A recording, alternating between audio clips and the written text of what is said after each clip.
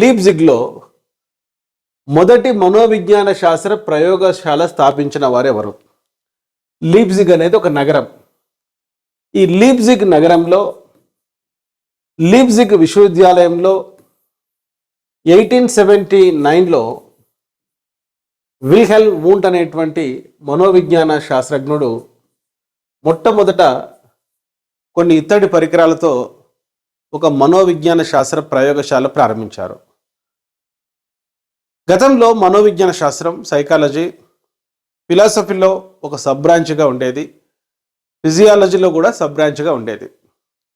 కనుక కొంతమంది చమత్కారంగా ఏం చెప్తారంటే, మరి తత్వశాస్త్రం అనే తల్లికి, శరీర ధర్మశాస్త్రం అనే తండ్రికి వివాహం జరిపించినది విల్హెల్మ్ వూంట్ 1879లో లీప్జిగ్ నగరంలో లీప్జిగ్ విశ్వవిద్యాలయంలో.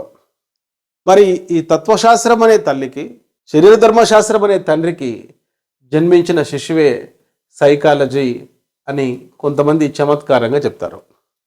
కనుక ఈ బిట్కు ఆన్సర్ ఏంటంటే, లీప్జిగ్లో మొదటి మనోవిజ్ఞాన శాస్త్ర ప్రయోగశాల స్థాపించిన వారు ఎవరంటే ఆన్సర్ వూంట్. ఫ్రాయిడ్ కాదు. ఫ్రాయిడ్ మనోవిశ్లేషణవాద పితామహుడు, father of psychoanalysis. Ivan Pavlov నిబంధనం అనే పదాన్ని మొట్టమొదట చెప్పిన వ్యక్తి.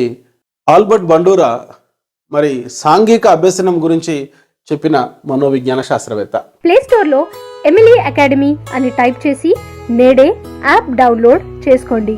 All the best.